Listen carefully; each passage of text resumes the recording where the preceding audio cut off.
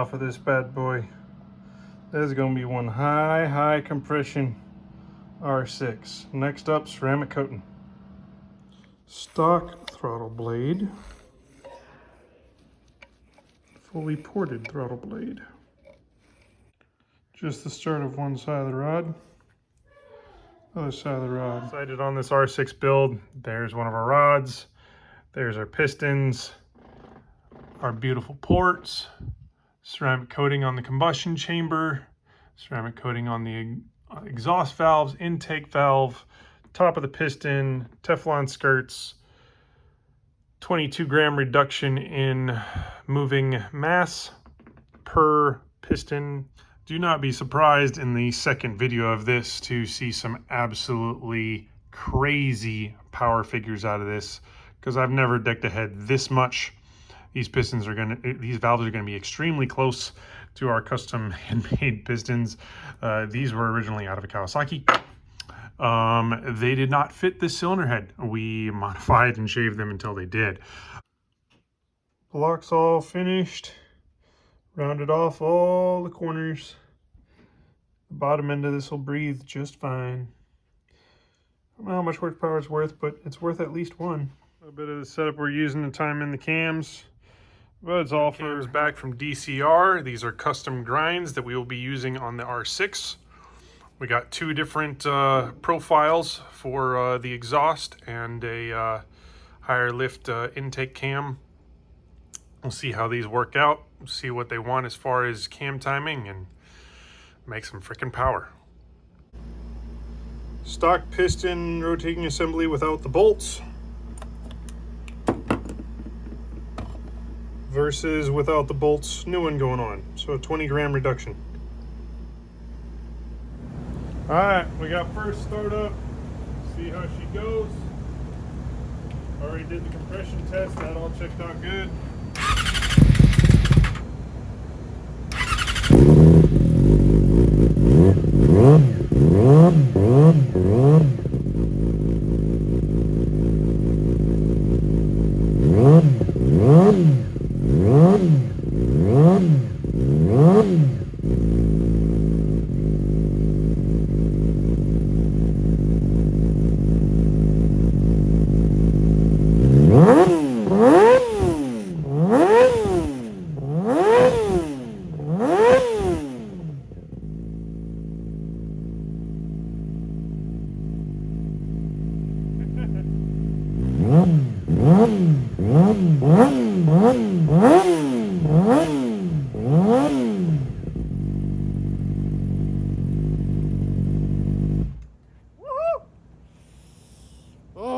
Nothing better than that feeling of hearing the motor start and run for the first time. A little bit more work to do. Got to open back up the clutch, get that right, get the cooling system on. I got a couple little drips coming out of some screws that are not in yet, but this Graves is pretty quiet, so let's get after it.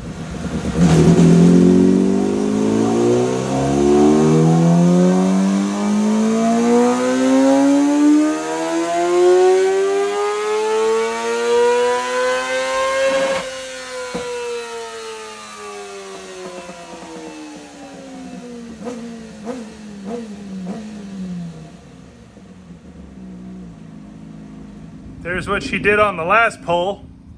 That was on some gasoline. Let's see what she does on alcohol.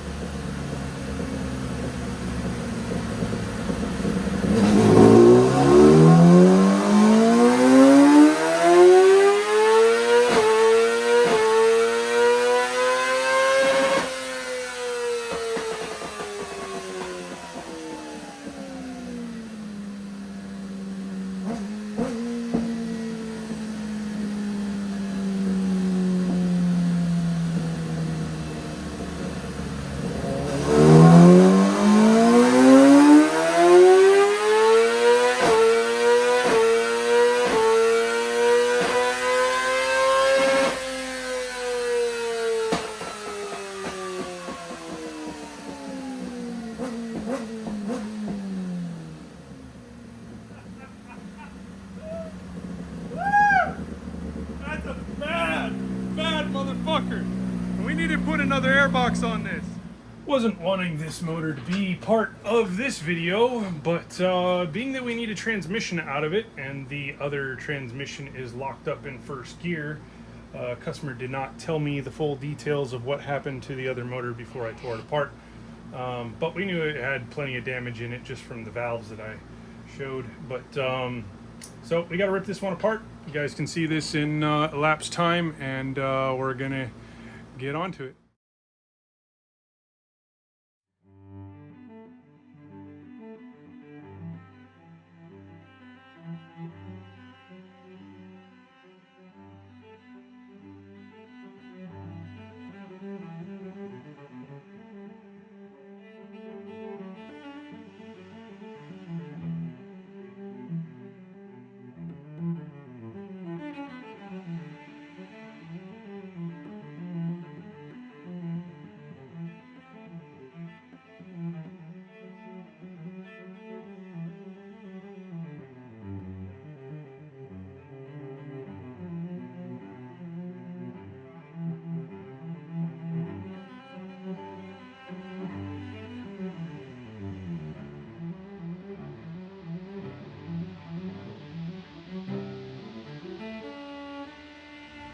All that work for this.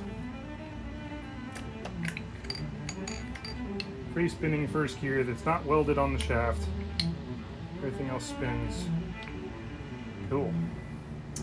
We're gonna need new parts to put this thing back together, and that bearing comes off easy. The other one is completely welded onto the shaft, which is wonderful. But anyway. Happy to get that out.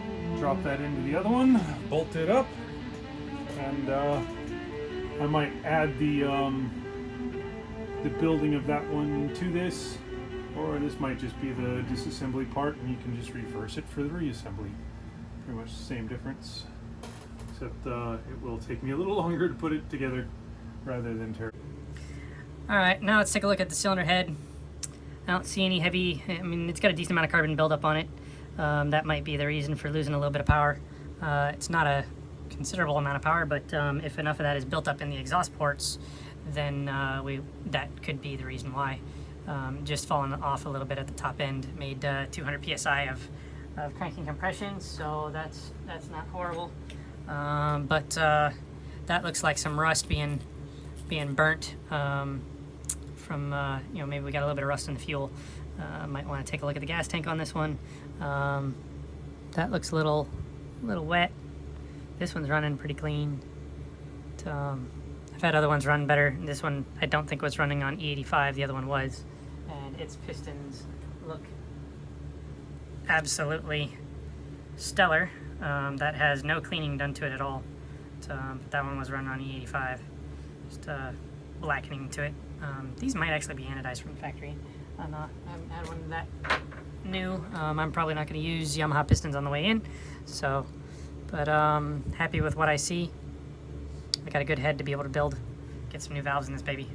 Now we got some Graves stacks that we're going to install in the airbox, see how much extra power we can pick up beyond what we've already done with the other stacks. I'm going to take these stacks off and get the other ones on. Get the ram air set back up.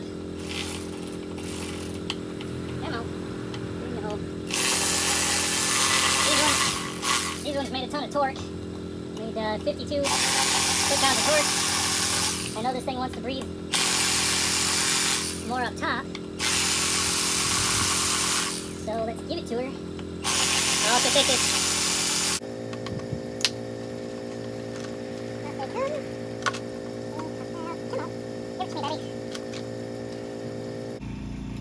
That's a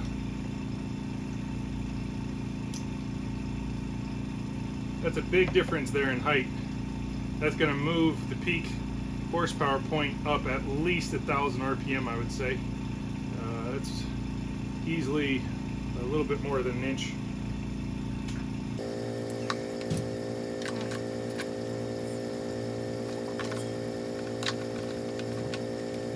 Now, if we were running an earlier model, you would just use those and you wouldn't even put the other part on there. It's nice and pretty.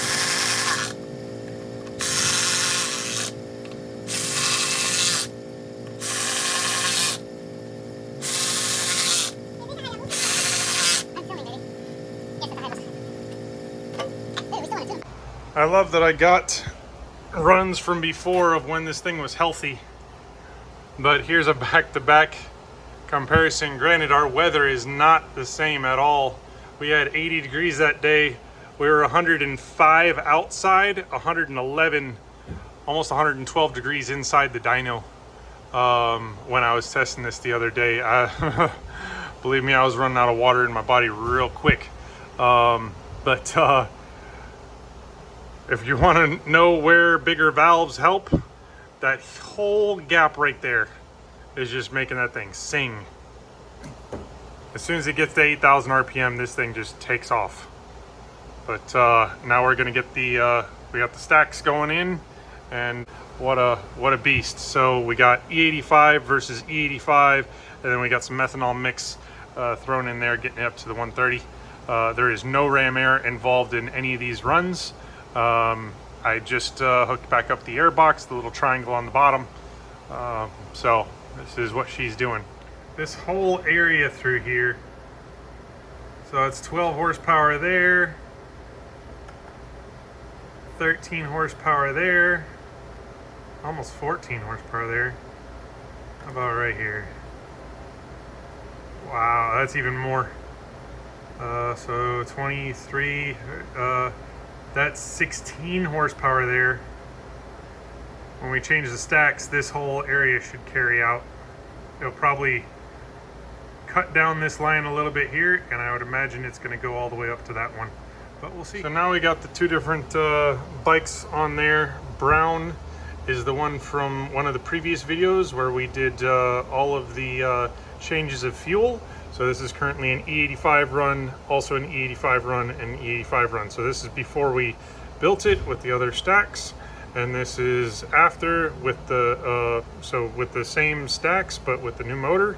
And this is the other different airbox on it. But let's get to tuning this thing on the new stack.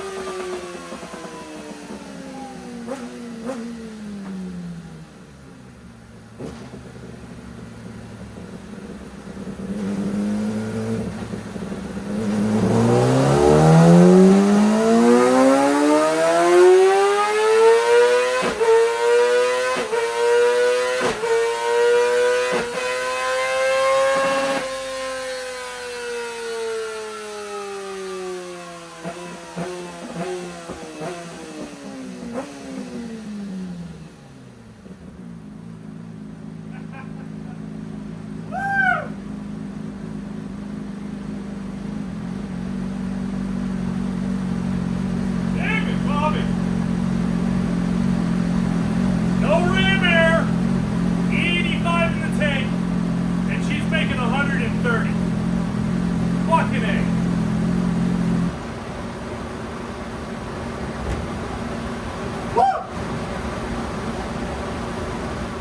690's here today. We're gonna get this tuned, see where it's at right now. It's got a downloaded map, some pretty cool parts on it, lots of carbon fiber, really pretty bike. So let's see what she does on the dyno.